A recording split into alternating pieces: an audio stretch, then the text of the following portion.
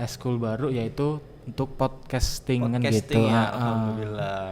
Ini ya baru Pak ya? Ya ini baru alhamdulillah tahun inilah insya Allah baru ini. Amin. Podcast SMK 5 Kalirjo berani tampil beda. Apa kabar? Alhamdulillah sehat. Alhamdulillah.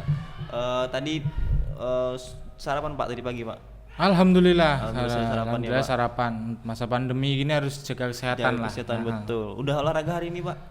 Untuk pagi ini sih alhamdulillah udahlah. Kita ya masa pandemi kita harus pintar-pintar jaga diri sendiri lah ya. Rajin sarapan, makan, rajin, olahraga yang teratur. Dan jangan lupa imannya juga ya Pak ya dijaga. Ya kalau iman wajib lah. Iman wajib. Ya. Jadi iman harus tetap dijaga Ya, dengan baik.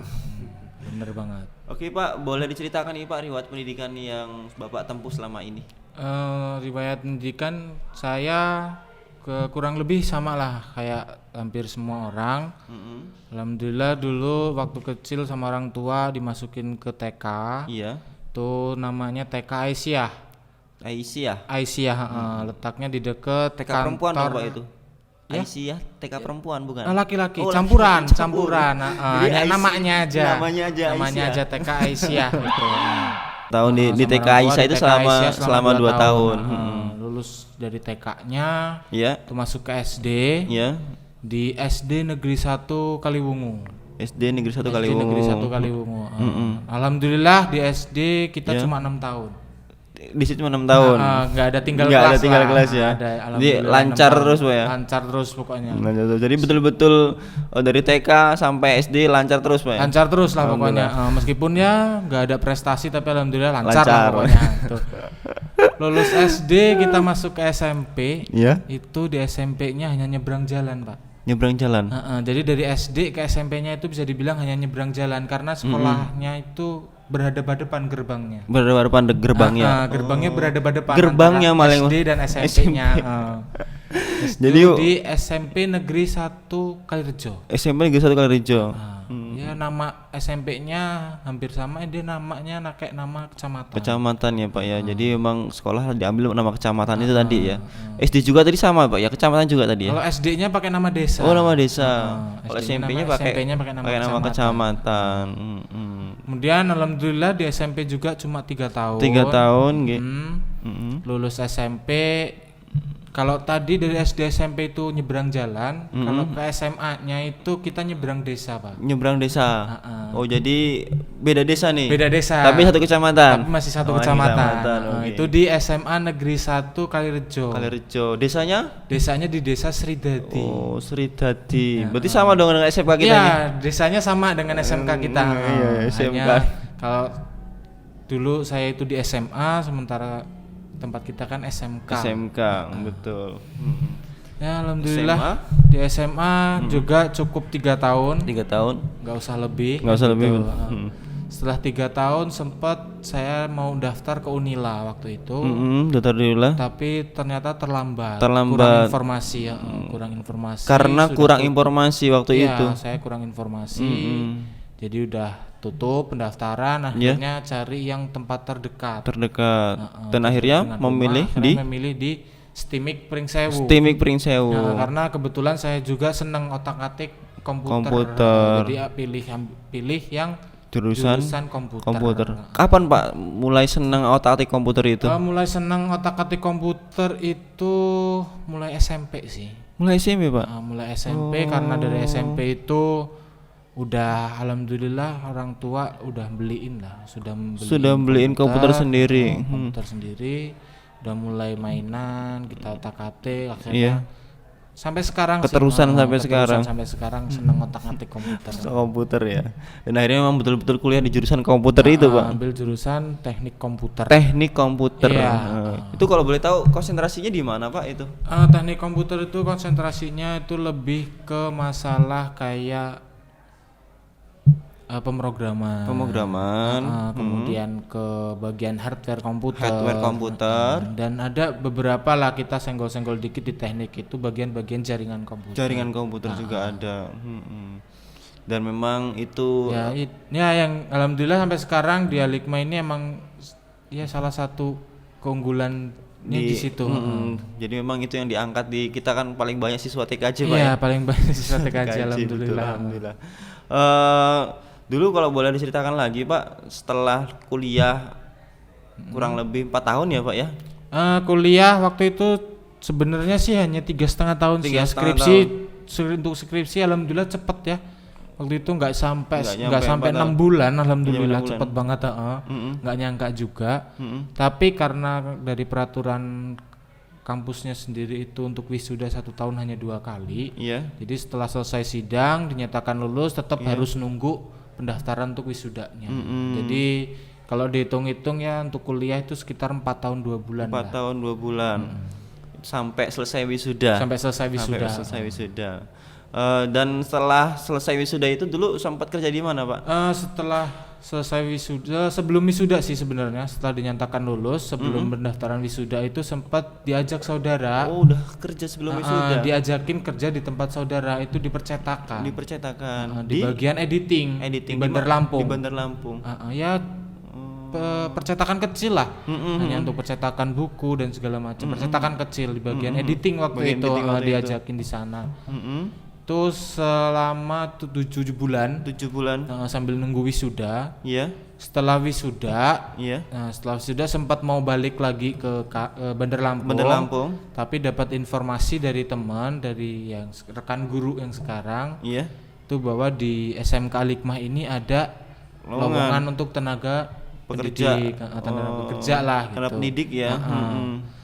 Nah di situ sempat mungkin agak mikir lah, karena emang dari awal nggak ada basic, nggak ada keinginan untuk jadi guru. Nggak ada seorang ingin jadi guru tadinya. Nggak ada keinginan, nggak bahkan basic pun nggak ada. Tidak di situ ya basicnya. Teknik tadi ya. Karena emang senengnya di tekniknya kan gitu. Betul. Tapi setelah diskusi musyawarah dengan orang tua dan ya cita-cita dari orang tua sendiri pengen minimal dari 3 anaknya, kebetulan saya 3 bersaudara, minimal dari 3 anaknya itu minimal salah satu jadi guru. Kebetulan saya ada kesempatan, ada peluang ya untuk minimal untuk melunasi mungkin hutang-hutang saya ke orang tua, pengen bahagiakan orang tua. Ya udahlah, saya ikutin dulu keinginan dari orang tua. Alhamdulillah sampai sekarang. Alhamdulillah sejauh ini sampai 5 tahun masih nyaman. Mungkin alhamdulillah udah ada lah feel zona nyamannya jadi guru. Alhamdulillah. Gitu. Dulu awalnya kalau boleh saya tahu Pak, sempat kepaksa nggak sih Pak dengan keinginan orang tua sehingga Bapak Nurpan harus jadi guru? Padahal kan basicnya dulu kan Bapak teknik ya Pak, seni teknik itu. Sempat kepaksa nggak sih dulu? Kalau dibilang kepaksa, alhamdulillah nggak sih Pak. Oh enggak. Karena ya salah satunya dulu sempat kerja di Bandar Lampung itu sempat merasa kayak jauh dari orang tua dan segala macam, karena emang dari kecil kan nggak pernah kemana-mana. Sempat kerja di Bandar Lampung, sempat ya bisa dibilang kayak kangen orang tua segala macam gitu. Dan ada lowongan kerja di dekat rumah, dekat orang tua. Jadi kalau dibilang paksaan nggak sih, malah seneng malah bisa dengan orang tua terus tiap hari kumpul terus kan gitu. Jadi memang nggak bisa jauh dari orang tua intinya Pak ya? Iya bisa dibilang seperti itu, karena emang dari kecil pengalaman nggak pernah kemana-mana sih. Memang dari awal udah didik untuk selalu dekat sama orang tua. Iya. Oke. Itu merupakan harta yang sangat berharga loh Pak, keluarga itu. Iya. Tinggal Bapak ini nanti membina keluarga baru nih. Nah itu insya Allah lah, insya Allah. Kapan nih Pak? Mudah-mudahan sih insya Allah, kalau target tahun depan lah. Tahun depan menikah Pak ya? Insya Allah target. Amin. Mudah-mudahan. Doain aja, amin. Insya Allah. Saya juga doain Pak. Oh iya Pak Alfian bentar lagi juga ya. Insya Allah Pak Alfian juga lancar lah. Amin. Sampai hari hanya. Amin. Jadi emang ya namanya kita saling mendoakan, mudah-mudahan. Ya mudah-mudahan lancar diijabah lah, ya sama Allah ya. Jadi perjalanan yang cukup luar biasa Pak ya. Akhirnya memutuskan untuk Al-Hikmah dan dekat dengan orang tua, kemudian dia bisa ngabdi juga, tapi tidak juga menghilangkan passionnya tadi. Karena di sini juga kebetulan mengampu guru praktek di TKJ, teknik komputer jaringan. Jadi untuk passionnya ada lah, tetap kita otak-atik komputer, Betul, otak-atik betul. jaringan tetap. Betul. Jadi memang tidak menghilangkan itu. Ya, tetap nggak menghilangkan passionnya, cuma alhamdulillahnya ya kita malah bisa saling berbagi ilmu ke malah anak menularkan didiknya, tadi, ya, betul. ke rekan-rekan kerja, Betul. Jadi malah lebih wah lagi sih kalau ini. Dan pengetahuannya selalu di-upgrade ya Pak ya. Ya, Upgrade pengetahuan ya. selalu di-upgrade, selalu alhamdulillah selalu bertambah. Selalu bisa karena saling mungkin berbagi dan segala macam, jadi betul. mungkin lebih fresh sih hatinya aja. Betul. Jadi Itulah lebih manfaatnya ketika kita fokus di dunia pendidikan. Pengetahuan segala macam akan selalu upgrade terus. Boleh lagi Pak diceritakan dulu sehingga sekarang bisa menjadi seorang waka kesiswaan ini perjalanannya bagaimana Pak dulu? Dulu sih awalnya saat masuk pertama kali di Al-Hikmah itu diterima hanya sebagai guru biasa, guru teori, guru praktek biasa. Itu sekitar 1-2 tahun lah. Sekitar 1 tahun lebih, 1,5 tahun. Itu hanya guru biasa. Cuma setelah itu masuk ajaran baru dipercaya untuk jadi wali kelas. Plus pembimbing eskul waktu itu. Setelah 2 tahun ya? Ya, setelah 2 tahun itu jadi dijadiin wali kelas dan pembimbing eskul. Itu berjalan alhamdulillah sampai ya kemarin 7 bulan yang lalu itu dipanggil oleh Bapak Kepala Sekolah, dipanggil oleh pihak yayasan, diajak diskusi, diajak musyawarah, dan diberi tanggung jawab untuk jadi waka kesiswaan, untuk membantu tugas dari Bapak Kepala Sekolah. Jadi kalau masalah perjalanan sebenarnya nggak ada yang nggak ada yang mewah untuk perjalanan karir. Sederhana aja sih, cuma ya guru biasa, kita ngikutin aturan dan segala macam. Nggak nyangka juga sempet shock. Ditawa, jadi waka apa sanggup nih kan gitu. Tapi justru itu loh Pak. Mungkin dari pihak sekolah, dari pihak kepala dan yayasan itu melihat dari mungkin Bapak salah satu guru yang rajin, disiplin tadi, diberikan amanah kecil Bapak bisa menjalankan dengan baik, akhirnya beliau percaya Bapak diberikan amanah yang seperti sekarang ini. Ya mudah-mudahan lah, insya Allah mudah-mudahan dengan tugas tanggung jawab yang diberikan ke saya sih mudah-mudahan bisa dilaksanakan lah. Bisa dilaksanakan dengan baik, lancar ya 5, 10, 15 tahun ke depan lah. Terkadang kan orang itu ada yang melihat dulu nih, ini coba dikasih tanggung jawab ini dulu bisa apa enggak gitu kan. Ketika memang sudah mampu baru akan naik di satu tingkat gitu lagi gitu. Saya yakin mungkin seperti itu. Dan alhamdulillah terbukti kan sekarang Bapak sudah diamanahkan baru, ya harapannya mudah-mudahan Bapak bisa lebih baik lagi. Insya Allah mudah-mudahan doanya aja. Amin. Saya juga selalu mendoakan Pak. Saling mendoakan aja. Saling mendoakan aja. Jodoh, karir kita doakan bareng. Doa bareng-bareng lah. Amin. Kalau boleh tahu nih Pak, dulu pertama kali jadi wali kelas berapa tuh Pak? Kelas apa? Dulu untuk pertama jadi wali kelas itu di kelas 11. Kelas 11 TKJ waktu itu. TKJ 1. Apa waktu itu yang Bapak lakukan? Ya standarnya wali kelas ya, mungkin sharing kayak kegiatan karakter, pengenalan karakter anak, sifat anak, kesulitan anak, masalah pembelajaran, kegiatan. Ya umumnya wali kelas lah.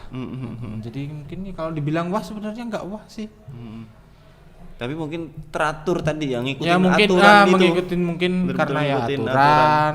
Mungkin ya melaksanakan tugas apa yang dikasih, tanggung jawab ya mungkin dari situ sih. Tapi ya mudah-mudahan apa yang dilaksanakan sebelumnya emang memenuhi standar lah. Amin. Dan dulu eskulnya diamankan di mana Pak itu? Kebetulan tuh eskul meskipun ya passion basean saya di teknik komputer, karena mungkin hobi. Itu dulu di eskulnya itu saya dikasih tanggung jawab untuk jadi koordinator di eskul futsal. Eskul futsal. Iya. Karena tadi passion hobi ya. Hobinya kebetulan. Kalau passion di teknik, di teknik komputer. Kalau hobinya di futsal. Senang futsal dari mana nih Pak? Senang futsal. Kalau dulu kan belum ada futsal. Belum ada futsal. Betul. Dulu belum ada yang namanya futsal. Dulu Ada sepak bola. Berarti udah Sepak lama bola banget besar. ya senang bola itu. Bola dari SD. Dari SD. Kebetulan almarhum orang bapak, terus kakak juga senang bola, jadi sering diajak nonton itu. Kemudian mungkin dari situ lahir seneng kan gitu. Dulu waktu main bagian apa tuh Pak? Kalau dulu sampai sekarang masih itu jadi penjaga gawang. Penjaga gawang. Apa dulu orang tua sama kakak juga di penjaga gawang? Enggak ada yang menjaga gawang karena kebetulan emang satu keluarga dan teman-teman rekan-rekan main bola juga. Fisik saya mungkin bisa dibilang cukup lebih tinggi lah. Iya. Jadi betul. oleh Teman-teman pelatih dari teman-teman juga dipercaya untuk jadi penjaga gawang. Pegawai Dan alhamdulillah sampai sekarang. Alhamdulillah. Dulu udah bisa diingat nggak Pak?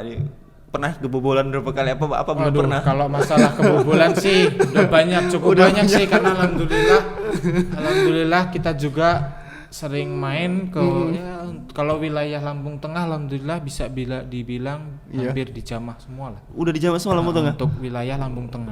Itu di luar dari kegiatan sekolah Pak ya? Kegiatan di bola? Di luar sekolah. Luar sekolah kan? Dulu di luar sekolah.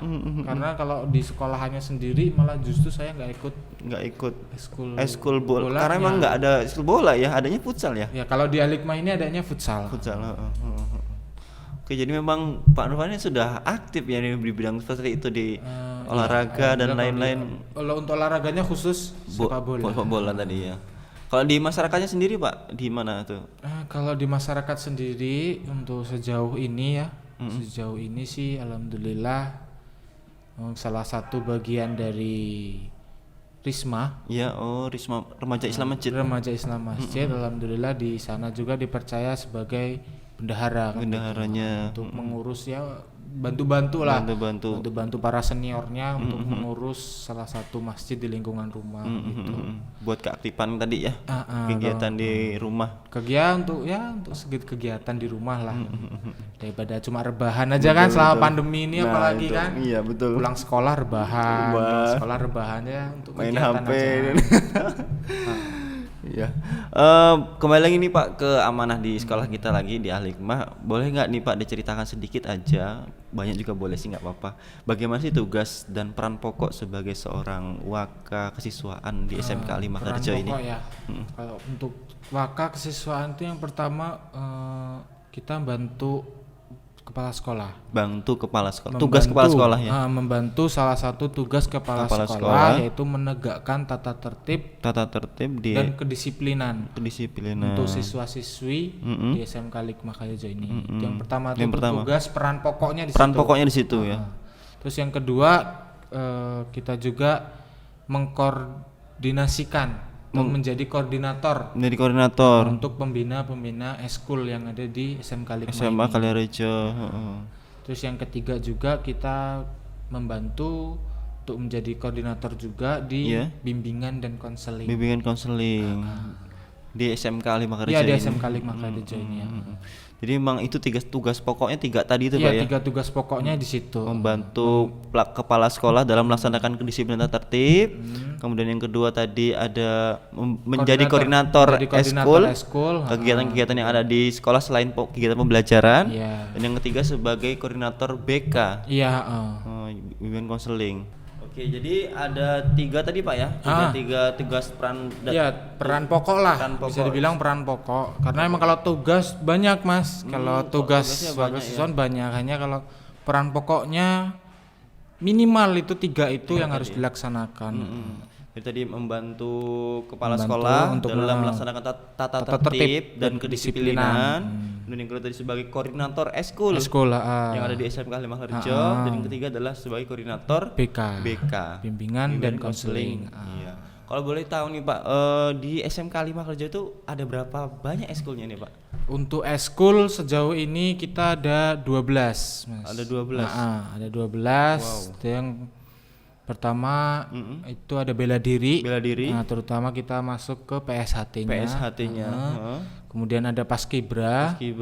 Sejauh ini sih untuk Paskibra kita udah sampai kecamatan lah. Kemudian Pramuka. Terus ada seni tari. Terus seni musik itu ada 3 bagian, dibagi jadi 3. Jadi ada vokal grup atau paduan suara, Iya. kemudian ada band, Iya. dan ada hadroh. Ada hadroh. Jadi seni musiknya dibagi jadi 3. Dari 3 itu. Terus ada juga rohis. Rohis. Setelah itu ada yang namanya linuk. Linuk. Linuk itu Linuk itu biasanya untuk eskul khusus pemrograman sistem operasi komputer. berarti TKJ Pak ya? Iya TKJ, meskipun ya nggak harus TKJ sih ya, karena emang untuk pemrograman itu umum ya, Umum betul. nggak harus TKJ kan gitu. Dan ini juga kegiatan di luar dari kelas ya Pak? Itu ya? kegiatan kegiatan di luar pembelajaran. Artinya semua jurusan boleh di situ. Semua jurusan boleh, boleh masuk. Kemudian untuk di bidang olahraganya sih kita ada volley, ada futsal, kemudian ada bulu tangkis. Dan terakhir tenis meja. Jadi totalnya ada 12. Insya Allah, dan ini terbaru sih alhamdulillah Pak Alfian. Iya. Ini ada eskul baru yaitu untuk podcasting kan gitu. Ya, alhamdulillah. Ini ya baru Pak ya? Ya ini baru alhamdulillah tahun inilah insya Allah baru ini. Amin. Doakan Pak, mudah-mudahan tetap lancar, bisa mengembangkan amal dengan sebaik-baiknya. Insya Allah semua ya tadi ya kita balik lagi saling mendoakan aja. Dan ya ini satu lagi dari ini, kita masih ya untuk sejauh ini sih masih dalam tahap diskusi ya. Itu ada satu lagi untuk eskul yaitu eskul desain. Untuk eskul desain yaitu yang kemarin mungkin udah disampaikan oleh kepala program TKJ, kita punya alat-alat baru yang mungkin bisa untuk penunjang kegiatan siswa untuk di bidang desain. Dan itu dimasukkan ke eskul agar semua jurusan boleh pakai. Luar biasa. Jadi yang punya minat, punya bakat bisa masuk. Karena di Al-Hikmah ini kita bukan cuma menginginkan siswa yang pinter Mas. Betul. Kita juga pengen siswa yang punya akhlak, kita juga kepingin punya siswa yang punya bakat di bidang prakteknya. Jadi bukan hanya tentang masalah teorinya aja yang kita inginkan, tapi kegiatan prakteknya, keaktifannya, dan terutama di bagian akhlaknya kan itu.